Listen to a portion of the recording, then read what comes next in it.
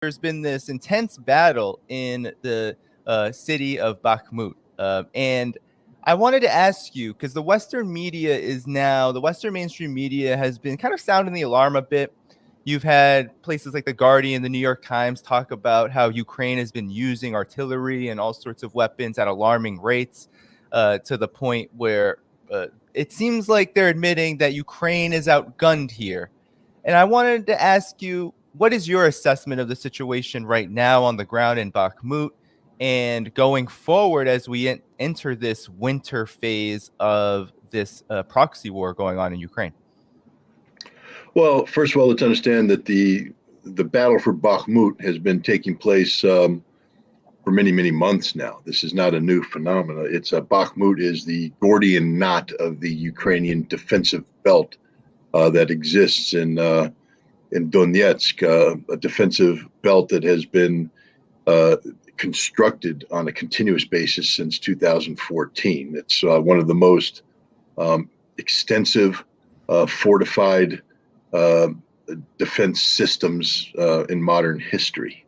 It is manned with troops. It has the support of heavy equipment, artillery, etc. And the Russians have been in the business of grinding it down for many weeks. And what we see right now is basically we're reaching the culmination of all the Russian effort. I always laugh when people say, how could Ukraine be outgunned? I don't know. Maybe because they only have X number of artillery pieces and the Russians have X times 10. Simple Marine math. I mean, I'm not a mathematician. I'm not somebody with a PhD in, calculations. But I know that when I have more artillery pieces than you, I'm going to win that fight, generally speaking, especially if it's positional warfare, where you've made it really easy for me by sitting in your positions that I can identify using my intelligence resources and pound you into submission. This fight has, there's two aspects to this fight. One is that the Russians are more than happy to let the Ukrainians sit in place and suffer casualties. Oftentimes, the Ukrainian battalion will rotate into the front lines and a matter of days later rotate out, suffering 60% casualties without ever having seen a Russian. So they just show up and they die, and then they leave, and another battalion comes in. And that's the thing, that Ukrainians are, rotating battalions. It's every once in a while the Ukrainians will fail to rotate in on time, leave some sort of chink in their armor. And if that time is right, then the Russians will carry out an assault on that position. This is extraordinarily bloody combat, close quarters combat of the most intimate nature. Face to face in a trench, hand grenades, knives, bayonets, rifle stocks, bullets at close range. And the Russians tend to prevail, seize the position, and then they wait and they start the process of grinding down the next position. The goal of the Russians, of course, is to kill as many Ukrainians as possible. And fortunately for Russia, Ukraine is giving them plenty of opportunity to do just this by their tactics. One has to wonder, at what point in time the Ukrainians will recognize that the price of holding on to Bakhmut is too high, that Ukraine would be better off preserving these forces, some of whom are well trained, and using them as a mobile defense, capable of at least lowering the casualty ratio. Right now, Russia's enjoying an 8 to 10 to 1 casualty ratio, primarily because Russia can exploit its artillery advantage. Even when Ukraine has modern Western artillery, such as the M777 from the United States, the HIMARS, other artillery systems from other NATO countries, they don't exist in sufficient quantity to level the battlefield. Ukraine is, on occasion, able to score an impressive hit on a command and control facility. Let's not pretend the Ukrainians can't fight. They can. Let's not pretend the Ukrainians aren't lethal. They are. When we speak of a 10 to 1 casualty ratio, understand that if we're saying that Ukraine is suffering 500 to 800 casualties a day, that means Russia's suffering 50 to 80 casualties a day. During the Vietnam War, at the height of the Vietnam War, the United States was suffering around 200 lethalities a week, and we considered that to be, a difficult pill for us to swallow. So the Russians are suffering greater losses than we suffered at the height of the Vietnam War. So let's not pretend that Russia's getting away from this conflict, injury-free. They're paying a tremendous price. If we say, for instance, that the Ukrainians have suffered over 100,000 dead, which I actually believe the number probably double that, that means that the Russians have suffered 20,000 dead. That's a lot of dead. So let's, even though we say that Russia has the advantage, it's a meat grinder, understand that it's grinding up Russian meat as well. But Bakhmut is about to fall. When it does, the Russians will have achieved a strategic victory of some importance. They will have broken through the defensive belt that the Ukrainians have constructed in the Donetsk Republic, and they will be able to roll up the Ukrainian defensive lines. And here's the important part: they have 150,000 troops finalizing their training who are going to show up. That's 10 to 15 division equivalents, show up with the most modern equipment that Russia has in its inventory: the T-90 tank, the T-80 tank, the advanced versions of the T-72 tank, infantry fighting vehicles, artillery, etc. And they will be able to exploit the situation. So I think the Ukrainians are in for a very, very difficult period of time going forward, and that the Russian pressure will be relentless, and it will not end until Russia has achieved its stated objectives in the special military operation. Yeah, I want to kick it to you, Dan, with a question that Scott definitely afterward, please jump in. But I wanted to ask you, Dan, about your impression of this meeting that just happened between Joe Biden and Ukrainian President Vladimir Zelensky, right? He was flown in by the Pentagon. There was a lot made about it in the U.S. and Western mainstream media. You had Joe Biden say, well, during the press conference with Zelensky, say, well, Ukraine can't get all of the weapons that it wants because NATO doesn't want World War III with Russia. And then there's been all this talk about Patriot missiles, and we know that $45 billion more was just passed for Ukraine in the next year in this omnibus bill. What do you think is the significance of this? What was your impression of this visit, given that so much was made about it in the media? Well, I think it was interesting. It was mixed. I mean, in the sense that the optics were certainly that Zelensky got this hero's welcome. He was compared, of course, to Winston Churchill, who visited the White House during World War II. Of course, Churchill happened to be fighting the Nazis, and Zelensky's on the side of the Nazis. But in any case, but he was given a hero's welcome here by the president in Congress and by the media, of course. But that was also accompanied by really a lack of material support that he's going to go home with, right? He wanted a lot more than what he got. He got one, and Scott, you can finish this because I don't know the correct word, but he got one Patriot missile something. I don't know what that. What's that? Battery. Thank you. He wanted much more. He wanted artillery. He wanted more than one Patriot missile battery. So all the hype, all the pomp and circumstance seems to be dwarfed by the fact that he didn't get much. And it seems to me that that's a signal that maybe Ukraine fatigue is sinking in. And by the way, I hope that's the case. It should have sunk in a long time ago. I think we need to stop funding this effort because I think it's, by the way, futile. It's just going to lead to the death of more Ukrainians and Russians as well. But in any case, that is my takeaway, that despite all the appearances, the U.S. largely said no to this guy and sent him on his way. And to me, that's the takeaway. Yeah, Scott, do you want to jump in about what you thought about this visit? I mean, it was a made-for-TV moment. Hollywood couldn't have written a better script. The brave Ukrainian president visiting the frontline troops, ostensibly in Bakhmut, but we don't know because we didn't hear any artillery fire in the background, and allegedly Bakhmut's being struck by an artillery shell every minute. but he awarded medals to the brave heroes of Bakhmut, one of whom gave his medal back to Zelensky and begged that he give it to the president of the United States. Then they all bravely signed a flag that Zelensky brought, and of course he brought it with him to the session of joint session of Congress, and he gave it to Speaker Pelosi with much fanfare. I mean, my God, it couldn't have gotten any more dramatic than this. Nancy Pelosi said it was the greatest speech ever delivered before the House of Representatives. The greatest speech ever delivered before the House. I will tell you this right now. For the greatest speech that was ever delivered, I don't think Nancy Pelosi could tell me right now one line from that speech. It was the most forgettable speech ever delivered before the House of Representatives. In fact, it's a speech that will have been forgotten in the House of Representatives this time next week, this time next month, as reality steps in. Zelensky didn't come here to be anything more than window dressing for a domestic political moment.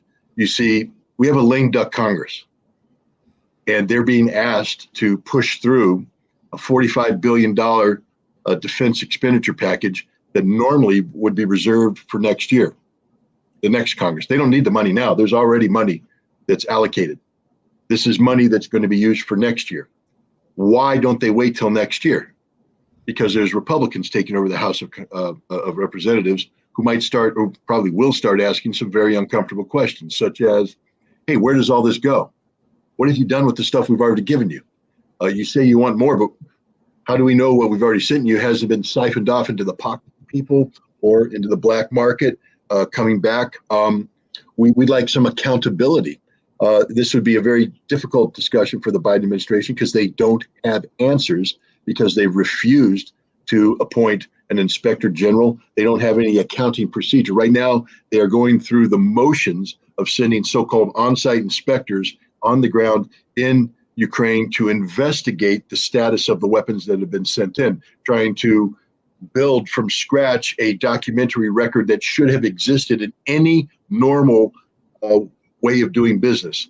Just telling you right now, when the U.S. provides weapons to another nation, we document this. There's our receipts signed. There are barcodes on many of these weapons, and we track them to make sure that they're used in accordance with the legal framework that has been built into whatever agreement that's been put in.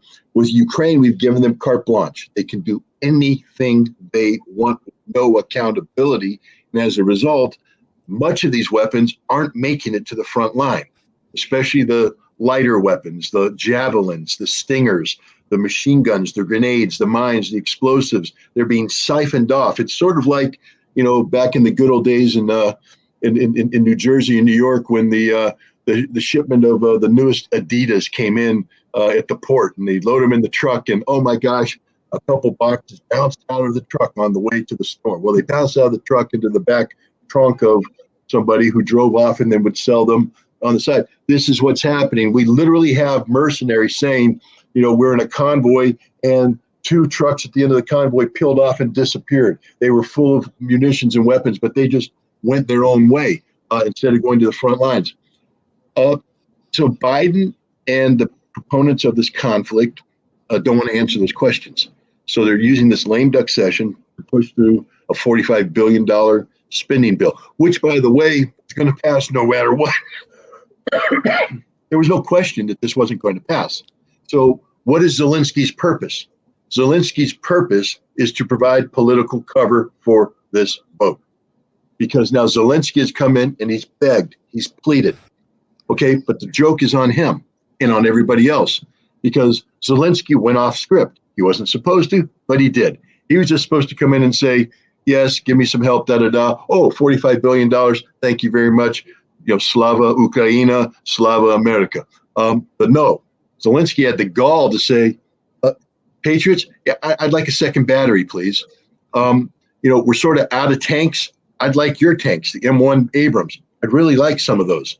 I'd like some of your Bradley fighting vehicles. I'd like some of the equipment that we need if you want us to win this war. Because you do want us to win this war, don't you? This is all about, right? You want us to do the fighting to win the conflict against Russia that you've provoked and you're promoting. So you're going to help me win this war, are you not? And Joe Biden's answer was, no, we're not going to help you win this war. You're not going to win this war. You're going to lose this war. And it's not just Joe Biden saying that. Remember, General Zaluzhny, who's the commander of the Ukrainian armed forces, gave an interview to The Economist last week where he all but admitted the war is lost. He didn't come straight out. He did it indirectly. But the interesting thing is the interview that he gave, Zelensky was at the table. The commander-in-chief, the president, didn't say a single word. Just sat there as the general took over, which tells you something about who's really in charge right now. But the general said, I can beat these guys, meaning the Russians. I can beat them. Well, every general says that. No general gets his stars by saying, I can't beat them. He said, I can beat them, but I'm going to need 300 tanks, 500 infantry fighting vehicles, 500 artillery tubes, and an endless amount of ammunition. In short, he basically was replicating the scene out of the movie Downfall in the basement in Berlin with Adolf Hitler and his generals. If you've ever seen the movie, if you haven't seen the movie, see it. It's brilliant. But Hitler's sitting there and, he's pounding the table, moving imaginary armies. Where's Steiner? Where's Wendt? Why aren't they attacking? Why aren't they doing this? If they would just listen to me, we would win this war. Well, there weren't any armies. It was imaginary that he was pushing around. There was nothing left. And Zelensky's at that point. Give me this huge army. And we're talking a lot of equipment here.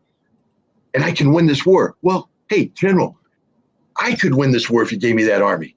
Danny, you could win the war. Dan, you could win. All of us could win this war if we were just given the imaginary army that General Zaluzhny was imagining. But then Zaluzhny was doing this for a reason. Because then he said, the Russians, they're not that bad. They're actually pretty good. And they've got this mobilization going on, and they're going to be ready pretty soon to start carrying out offensive operations. And if I don't have the things I've asked for, there's not much I can do. The Russians are going to win. And there was the dime, dropped right on the table. The Russians are going to win. And that was the cover. Basically, hey, the West, you got us all ginned up here. Now it's time for you to step up to the table. I need this army to do the job that you want us to do. Without this army, they're going to beat me. So Zelensky came here and he said, I heard Zaluzhny ask for stuff, so I'm going to ask for it. And Biden said, no. What does this mean? Because here's the important thing. We know Ukraine is going to lose this war. We know it. I mean, General Petraeus can get on TV and spout nonsense. General Hertling, all these retired generals with 1 million stars. I mean, there might as well be a galaxy up there with all the stars that appear on TV. And they can all say the same thing, how bad the Russians are, how brave the Ukrainians are. And you know what? It is bunk, 100% bunk. The Ukrainians have lost this war. They're losing this war. And there's no way they can win this war. And Joe Biden recognizes this. And that's why he said, you're not going to get the help you've asked for because we don't want to put you in a position where we escalate this conflict to the point of a NATO-Russian direct conflict. We can't have that. So you're not going to win. You can't win. We're not going to allow you to win. Think about it. The Patriot missile battery that we're sending takes 5 months minimum to train up a Patriot missile operator. Okay, let's say we start now. We're not. It's going to take a little bit of time. That means they're not going to get one till May. I happen to believe that a lot's going to happen on the ground between now and May. And none of it's going to be good for Ukraine.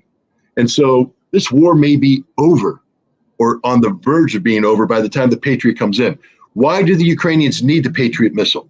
Because right now their critical infrastructure is being eviscerated by daily Russian missile attacks that their current air defense system can't shoot down. So what is our solution? To give them one battery of Patriot missiles that don't work, by the way. Check the operational history of this system. Couldn't shoot down an Iraqi Scud, shot down more Allied aircraft than Iraqi missiles in 2003. It couldn't protect the strategic infrastructure of Saudi Arabia. The system don't work.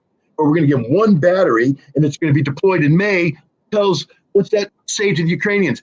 We can't stop the Russians from destroying your infrastructure. Not only can we not, we're not going to stop.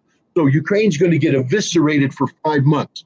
The system where they were going to bring in is incapable of solving the issue under the best of circumstances. It's not enough. It doesn't work. And frankly speaking, every Ukrainian who's manning it, you're going to die. I'm telling this right now to any Ukrainian soldier watching this. Don't accept the assignment to go get trained in Germany. Yes, you'll get beer. Yes, the women are pretty. Yes, it's going to be warm, but you're going to die. When you go back to Ukraine, they're going to put you in a death trap called a Patriot missile battery that is the biggest target Russia's looking for, and they will kill you, and they will kill everything about you. Don't do it. But this should be said to every Ukrainian soldier right now, because what has the United States said? We are abandoning you. We are literally acting out on Lindsey Graham's perverted little fantasy that we are going to fight to the last Ukrainian. He said that. I'm not making it up. He said that. So now we have Ukraine trying to fight, trying to win, trying to do something, and we're not going to let them. All we want them to do is to fight to the last Ukrainian. For what purpose? To bring as much harm to Russia as possible. Yeah, I don't know how to better define literally what evil is. Evil is the American policy towards Ukraine, because it's not about doing good. It's not about good defeating evil. It's not about helping anybody. It's simply about allowing a nation to die. And it's not Russia that's dying.